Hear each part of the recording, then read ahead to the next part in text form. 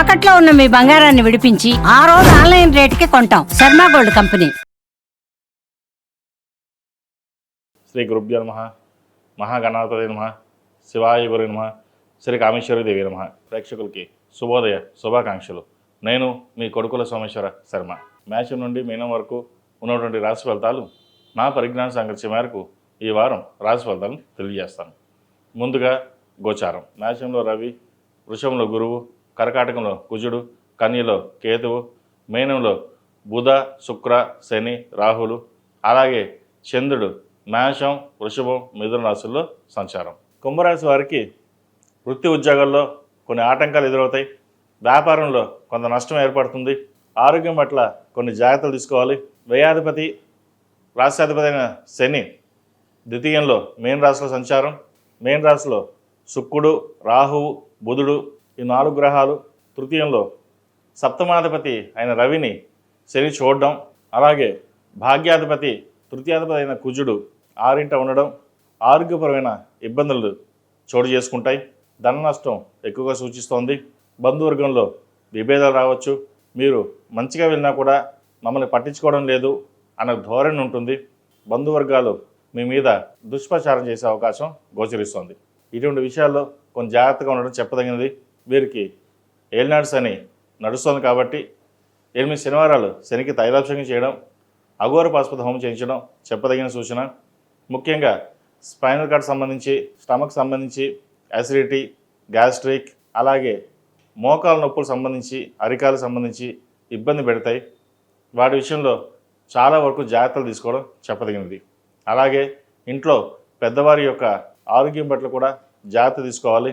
మనం రూపాయి సంపాదిస్తున్నాం, ₹2 హాస్పిటల్కే ఖర్చు పెడతాం అనే ధోరణి ఉంటుంది ఈ వారం. కాబట్టి ఆరోగ్యం పట్ల ఎంతవరకు జాగ్రత్త తీసుకుంటే అంత మేలు చేకూరుతుంది. వ్యాపార అభివృద్ధి బాగున్నప్పటికీ కూడా నష్టాలు ఎక్కువగా ఉన్నాయి. ఎలా వస్తుందో అలా వెళ్ళిపోతుంది. పేరు ప్రఖ్యాతలకు ఎటువంటి ఇబ్బంది ఉండదు. మీరు బాగా చూస్తారు, బాగా చేస్తారని ఉంటుంది. కానీ వ్యాపారం వచ్చేసరికి లాభాలు ఉండవు. అలాగే కుటుంబంలో పిల్లల పట్ల కొంత అసహనం వ్యక్తం చేస్తారు. మీ మాట వినకపోవడం, మీ మాటకి ఎదురు చెప్పడం అటువంటివి జరుగుతుంటాయి. పిల్లలకు మంచి సంబంధం కుదురుతుంది. అంతా బాగుంది, వివాహం తాంబూలాలు పుచ్చుకుందాం అనుకుంటారు. మళ్ళీ మాకు సంబంధం వద్దు అని వెనక్కి వెళ్ళిపోతారు. అది ఎందుకు వెళ్ళారో, ఎలా వెళ్ళారో మాకు తెలియదు.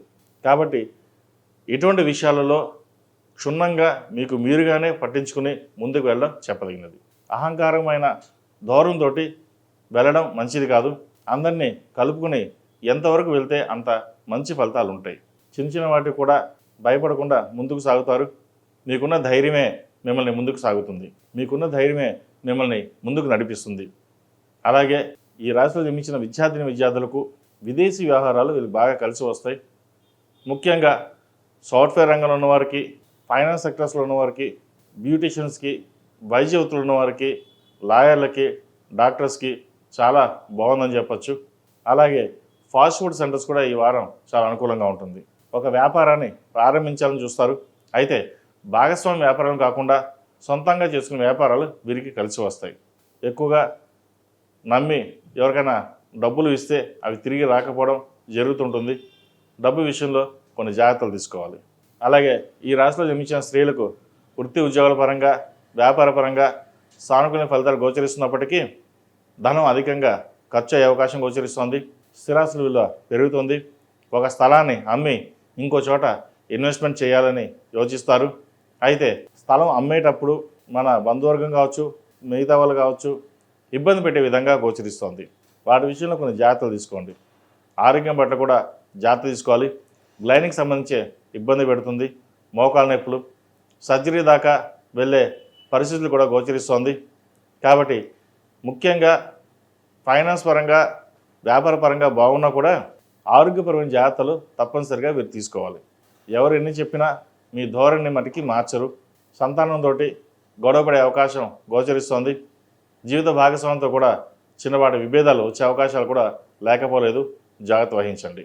వివాహాది శుభకార్యాలు ఘనంగా నిర్వర్తించాలని, శుభకార్యాల్లో ఎటువంటి లోటు లేకుండా చూసుకోవాలని ధనాన్ని ఎక్కువగా వెచ్చిస్తారు. నలుగురిలోనూ గొప్పగా ఉండాలి, మనమే ఆధిపత్యం ఉండాలి, ఎవరు మనకి పోటీ ఉండకూడదు అనే ధోరణి ఎక్కువగా ఉంటుంది. అయితే ఇటువంటి ధోరణిలో కొన్ని పొరపాట్లు కూడా జరుగుతుంటాయి. వాటిని సరిదిద్దుకోలేని పరిస్థితి ఏర్పడుతుంది. కోర్టు వ్యవహారాలు ఇబ్బంది పెడతాయి. భాగస్వామ్య వ్యాపారంలో విభేదాలు వచ్చే అవకాశం గోచరిస్తుంది. జాగ్రత్త వహించండి. ఈ రాశివారు శనికి తైలాభిషేకం చేయడం, శనికి జపం చేయడం, అలాగే అఘోర పాశుపత హోమం చేయించడం తప్పనిసరి. ఏదైనా నరదిష్టి కానీ ఏలినాటి శని ఇబ్బందులున్నా కొంతమేర వరకు తొలగే అవకాశం గోచరిస్తుంది. ఈ రాశిలో జన్మించిన వారికి కలిసి వచ్చే సంఖ్య 4, కలిసి వచ్చే రంగు బ్లూ.